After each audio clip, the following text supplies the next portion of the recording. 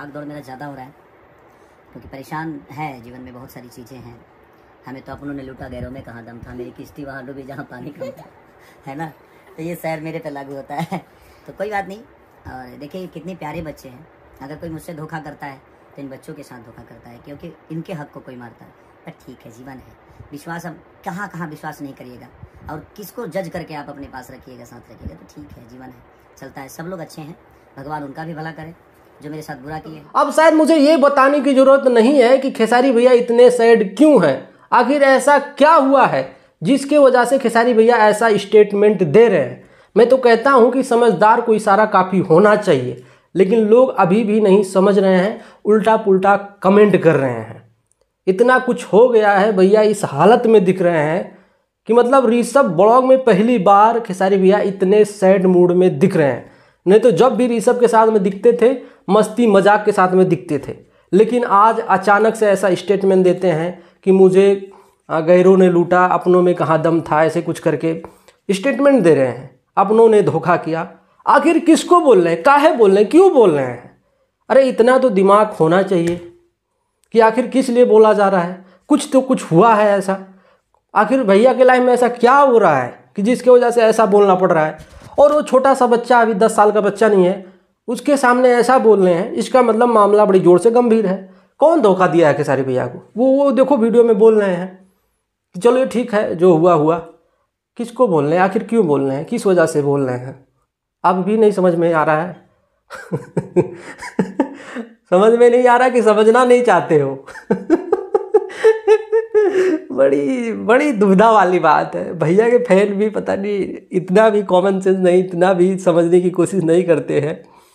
लेकिन क्या कहें, आप लोग हैं कि महान बुद्धि ज्ञानी कि भैया से सवाल पूछो। भैया से क्या पूछा जाए, भैया जानते हैं ना कि क्या मुद्दा मामला है, तो भैया से क्या पूछना। अब इतने सैड में दिख रहे हैं, आखिर क्यों दिख रहे हैं, क्या वजह है भाई, क्या ऐसा हो गया है? कुछ ना कुछ हुआ है तभी ना सैड में है। ऐसे कोई अचानक से सैड में थोड़ी हो जाता है। इस तरीके से बातें कर रहे हैं कि आदमी अगर अच्छे से सुने तो रो देगा। और अभी भी खेसारी भैया के कुछ फैन लोग, अरे भैया ये है, वो है, हेन तेन है, ऐसा है।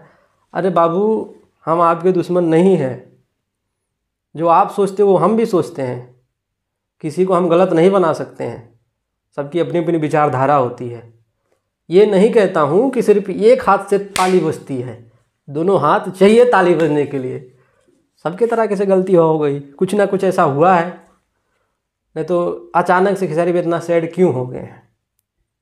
आज से कुछ दिन पहले लाइव आते हैं, बोलते हैं मेरा कोई मैनेजर नहीं, फिर बोलते हैं मैं नया भोजपुरी सेलिब्रिटी मैनेजमेंट का कंपनी खोला हूँ, साइन किया हूँ।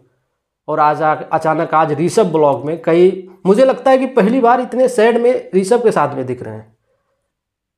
तो समझ जाओ, समझने की कोशिश करो। जो नहीं समझ रहे उसको क्या करेंगे भैया, वो अपने हिसाब से वो अपना जीवन चलाए। मैं कुछ कहूँगा नहीं, वो अपने अपने हिसाब से, सबकी अपनी अपनी सोच होती है, ठीक है। और क्या कहूँ मैं, लेकिन तकलीफ़ होता है, दुख होता है अपने स्टार को ऐसे सैड में देखकर। अब जो बता देता है उसी को तो सुनेंगे। हमने रात को भी देखा, ठीक है, सपना चौहान जी रो रही थी, बुरा लगा। फिर खेसारी भैया भी एक इंटरव्यू दे रहे हैं, उसमें वो सैड दिख रहे हैं, बुरा लगा। तो बुरा लगता है, कोई सैड होता है तो, ठीक है। अब किस लिए हो रहा है, क्यों हो रहा है, मुझे समझ में नहीं आ रहा है। आप ही लोग बताओ कमेंट करके, ऐसा क्यों हो रहा है, किस वजह से हो रहा है। चलता हूँ, नमस्ते।